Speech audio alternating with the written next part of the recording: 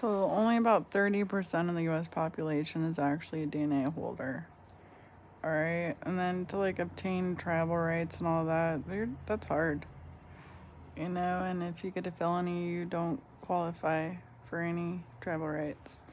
So that's where I'm like, well, I guess you shouldn't qualify for citizenship either, you know, if you're going to commit felonies or acts of treason. I'm pretty sure that's called being a traitor.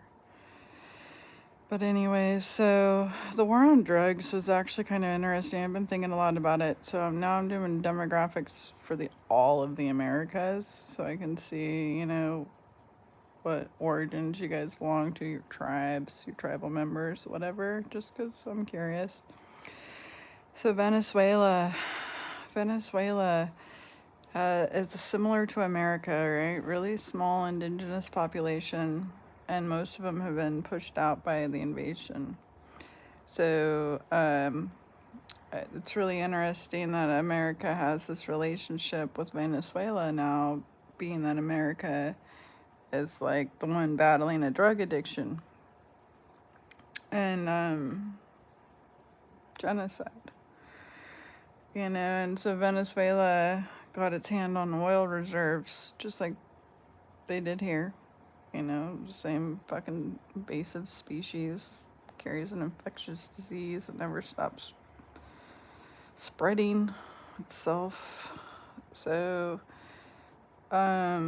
most of the Americas, you're gonna have DNA holders, you know. So, Mesoamerican, when you see the ruins, you know, the ruins in Peru, the ruins in Mexico, they're all over. You know, they're really similar to what you're going to find in Egypt. You know, so you can see the correlation also in history where there was communication between these areas, you know, and we didn't have such a land divide because the continents used to be connected and all sorts of shit, right? So DNA gets a little complicated. A little bit. But it's interesting to me now how so many people are trying to like blend in.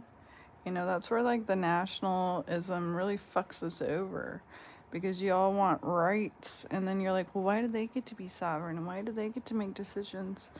Because it's their home. They don't got Spain or Italy to go back to, or Poland. You know, like that's why, you know, DNA holders are sovereign and they're not you, and why they're different, and they're also dealing with genocide. So they're